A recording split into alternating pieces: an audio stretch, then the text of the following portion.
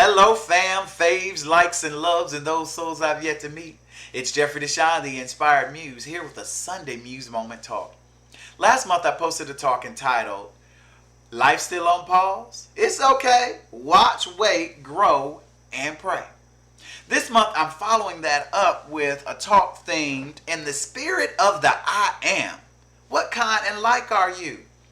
And then do you, boo? In the spirit of the I am, what kind and like are you? What kind and like are you? And then I'm going to tell you to do you, boo.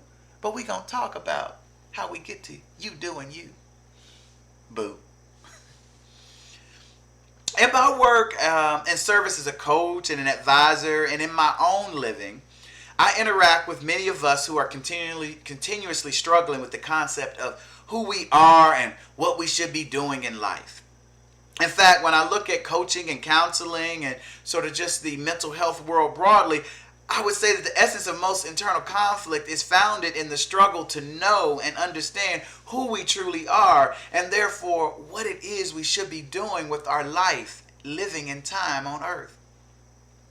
And as I have returned to studying scripture, as a tool to further understand what kind and like I am and to strengthen my spiritual practice, I found myself in heavy reflection related to this theme on how was it that Jesus could stand so confidently against all persecutions and affirm and attest that which he was and is in spirit. Even in the presence of those who had not yet witnessed the miracle or the manifestation of his divinity, he was able to stand firmly in his identity as the I am, as the Son of God. That reflection and trying to understand how was it that Jesus could just stand so firmly, so founded in his identity as the I am. Reflection led me back to scripture in Genesis at the beginning during creation, and particularly Genesis 24 through 28. And I got really focused in on these two short words, kind and like. What kind and like are you?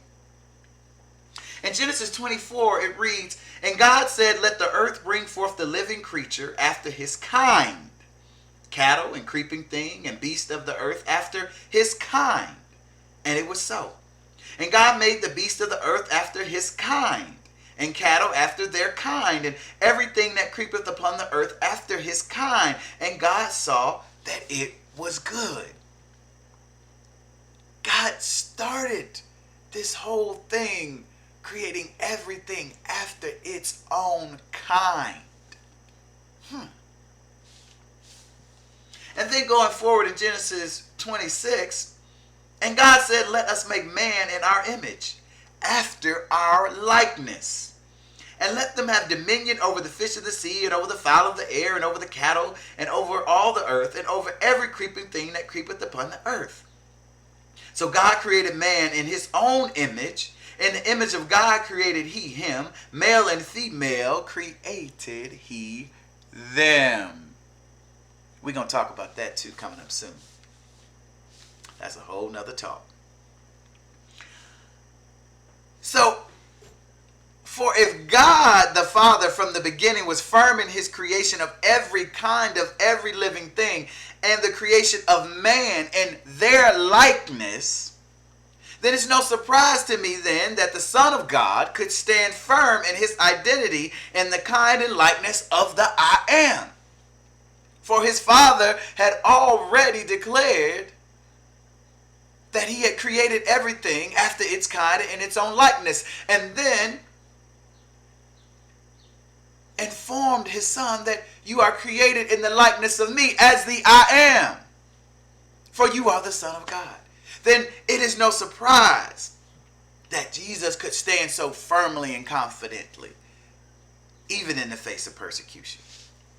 I think about what is referred to as the 7 I ams, or they say 7 to 8, but the 7 I am statements attributed to Jesus in the Bible, with John 6:3, John 8:12, John 10:9, John 10:11, John 11:25, John 14:6, in John 15:1. In John 6:35, it said that, and Jesus said to them, I am the bread of life. He who comes to me shall never hunger, and he who believes in me shall never thirst. Then in John 8:12, he says, Then Jesus spoke to them again, saying, I am the light of the world. He who follows me shall not walk in darkness, but have the light of life. In John 10, it says, I am the door. If anyone enters by me, he will be saved and will go in and out and find pasture. John 10:11, I am the good shepherd. The good shepherd gives his life for the sheep. John 11:25, Jesus said to her, I am the resurrection and life. He who believes in me, though he may die, he shall live. John 14:6, Jesus said to him, I am the way, the truth, and the life. No one comes to the Father except through me. In John 15:1, I am the true vine, and my Father is the vine dresser. These are bold statements and claims by Jesus, and consistently in the face of great persecution. As in John chapter 8, when Jesus was in the temple, and specifically verses 48 through 49, where Jesus stands firmly in the temple when directly told that the record he bears witness of himself is not true. Now they told him firmly to his face, the record you bear of yourself is not true. You a liar, Jesus. That's what they said. That's what they were saying. You's a liar, Jesus.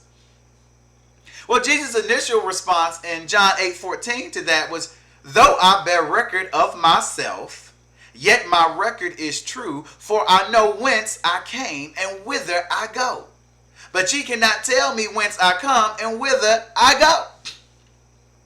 In other words, Jesus was saying, yes, I'll tell my story because I know my story. And it's clear you don't know me. Boo! Jesus said, you don't know me, boo? Yes, I tell my story because I know my story. I've lived my story. My Father has been with me to affirm my story. And so clearly, you don't know me. And he will go on further and say, and then therefore you don't know my Father. Jesus then went on to reference their law in contradiction of their own objection to his identity, whether two or more. Right? And so again, how is Jesus so able to be so firm and confident in his identity? Bold assertions against such persecution. It made me think of a quote that was printed on the wall of one of my childhood churches behind the choir booth. And it said, God said it, I believe it, that settles it. God said it, I believe it, that settles it. And Jesus was the world's example of this reference and frame for his life and living and ministry. He was the example of that. God said it, I believe it, that settles it. Jesus was the living example of that it was divinely put into him and reaffirmed spiritually and divinely by the Lord our God, and therefore God said it, I believe it, that settles it. Jesus was the example for that way of life and living for those who will claim to be followers of Christ. So for my brothers and sisters out there that are believers in the divine God and the manifestation of God in spirit and flesh through Jesus Christ, I want to say, if you believe that God lives and breathes on the inside of you through the Spirit of Christ in the presence of the Holy Spirit, and if, like I have found myself at times, are still struggling consistently with who am I? Who am I in this world? What is my purpose? What is my value? I must ask you, if you believe God lives and breathes on the inside of you, I must ask, what are you saying to you? What are you saying to you? Have you taken the time to hear, know, and understand who made you in spirit and in truth, and therefore if I reference back to Genesis 1:24 and 26, what kind and likeness are you? So many, especially during difficult times in the world, such as these, are seeking an answer to their I am question outside of themselves. We seek and stand affirmed in our jobs, in our titles, our elected and selected and appointed positions, our cultural labels and groups, our affiliations. Yet we are forever seeking. When we step outside of the job, the title, the role, the affiliation and group, we're sitting at home lost, lonely. Even those of us who are not alone, lost, lonely, questioning and wondering, forever seeking a new mask. Now in a world where we should be wearing masks because of a pandemic. Forever seeking a new mask, forever seeking a new costume because we don't know and understand what like and kind we are. We spend all of our earnings to manifest the image that this world has told us that we should be and where we fit in. Yet we still fearfully and timidly seek an identity. Oh, let me join that group to see. Popping from house of worship to house of worship, let me see. Popping from identity frame to identity frame, let me see. I speak this because I have lived it. I live it too. As I referenced at the beginning of the talk, last month I posted the talk entitled Life Still on Pause. It's okay. Watch, wait, grow, and pray. In the spirit of those words, I appeal to my fellow soul brothers and sisters who believe and know that universal spirit, for me, God, my creator, in the spirit of Jesus.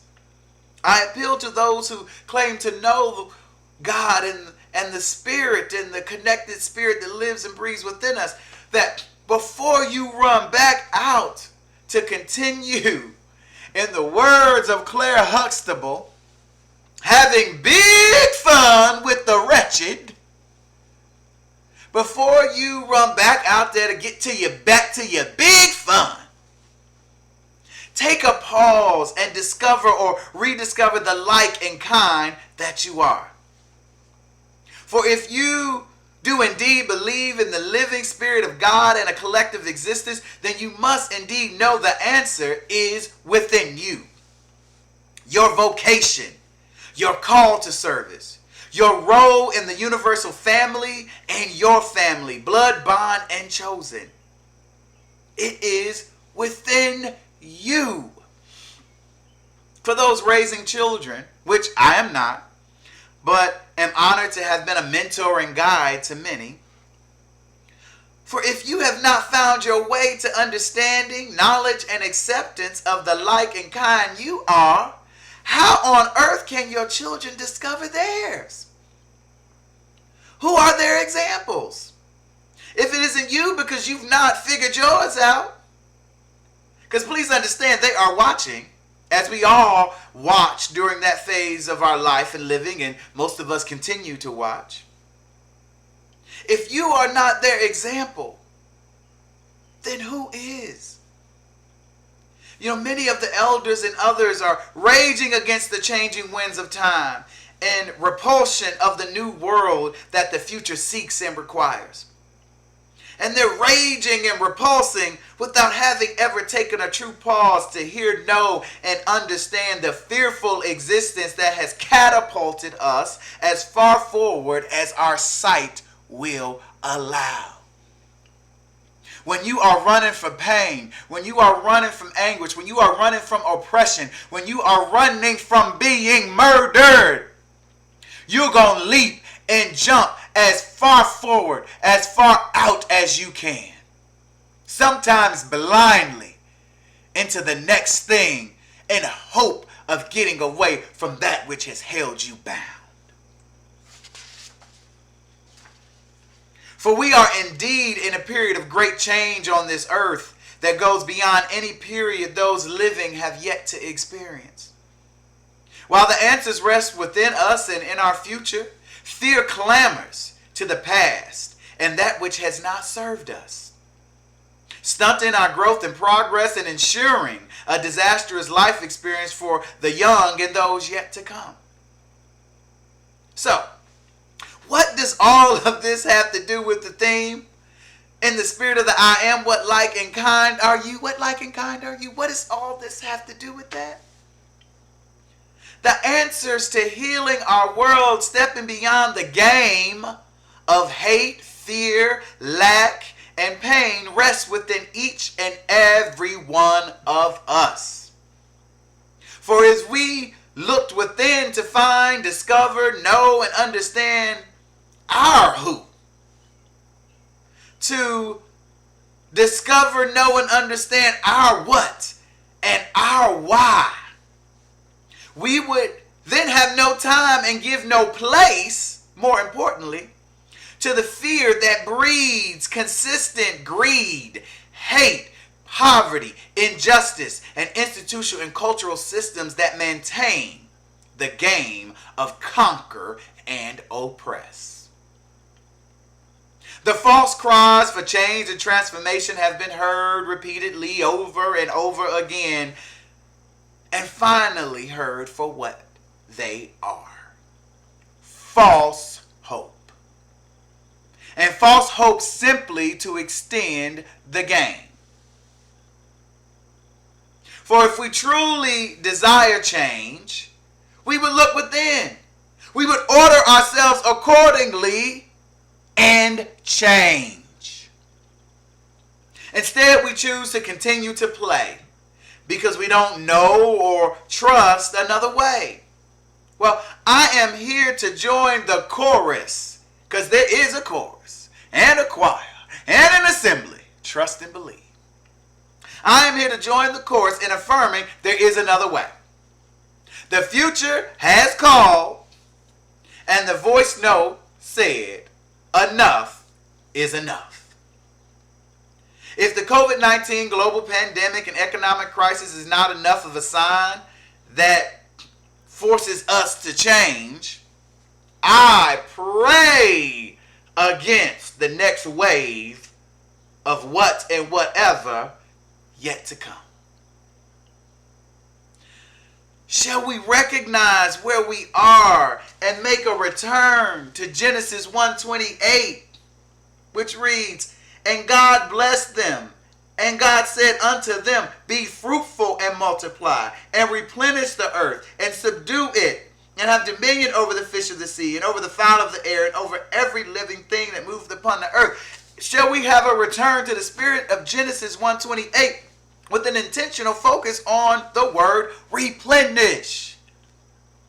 For if we don't replenish what we have stolen, what we have abused, misused, drained, contaminated, destroyed, then how can we continue? What does that have to do with the spirit of the I am, and what like and kind are you? Well, in order to exercise and activate the spirit of Genesis 1:28 in replenishing the earth, to do that we must first begin with ourselves. That requires knowing what like and kind you are and the why for your life and living. Going back to my talk last month, Life Still on Pause, It's Okay, Watch, Wait, Grow, and Pray. Take this time, brothers and sisters, before you run back out there to the big fun and traveling with the wretched, to rediscover, to reignite the light of understanding and inspiration of the like and kind you are, and the purpose that you are called here for. For I believe that when we look for, once we understand who we are, for me, divinely created by God, instilled with the Spirit, connected to the Spirit of Christ. And then I understand what like and kind I am as a result, that I am in the model of I am, that I can stand confidently and affirm that which I know myself to be, that which my Father affirmed and confirmed me to be: a giver, a leader, a servant, a focused-minded, strategic thinker here in this world. I can stand firmly in the knowing of who Jeffrey DeShawn is. And once I understand my from who and my what, then I can boldly inquire and look within myself to discover the tools within me that will drive and feed my why, the how and why that I replenish the earth in the ways that I do. The why that we continue to create life and ways of living that are an affirmation of existence of all kinds.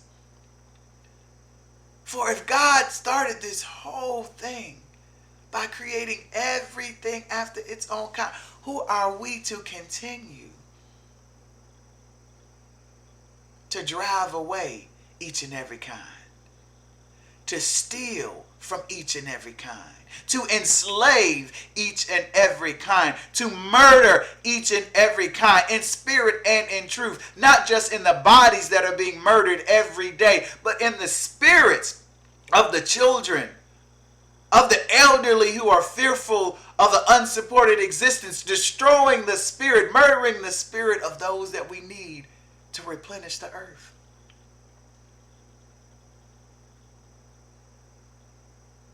But to do that, to change the tide, we must begin within ourselves. We must take a pause from our big fun with the wretched and discover and rediscover what like and kind we are, so that we can step boldly back out into the world and affirm to one another the kind and like we are, the talents and gifts that we bring, the reference point for our existence.